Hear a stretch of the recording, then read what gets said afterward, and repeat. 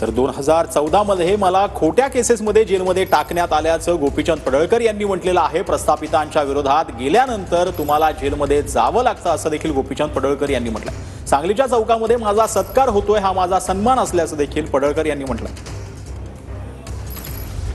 2014 ला विधानसभेच्या निवडणुकीच्या पूर्वी 10 दिवस मी सांगलीच्या जेलमधनं सुटलो होतो आणि केस काय होती तुम्हाला माहित आहे। सगळीकडे त्याचा एकदम डांगोरा पिटला जातो विरोधकांच्याकडून। सांगलीच्या जेलमधला एक आरोपी जो खोट्या केसमध्ये ज्याला अनेक वेळा जेलमध्ये जावं लागलं, त्याचा आज जनतेच्या पाठबळावरती सांगलीच्या चौकामध्ये सन्मान होतोय, ही माझ्यासाठी अभिमानाची बाब आहे। प्रस्थापित व्यवस्थेच्या विरोधामध्ये तुम्ही जाण्याचा प्रयत्न केला तर पहिल्यांदा तुम्हाला जेलचा रस्ता दाखवला जातो, हे लक्षामध्ये ठेवा।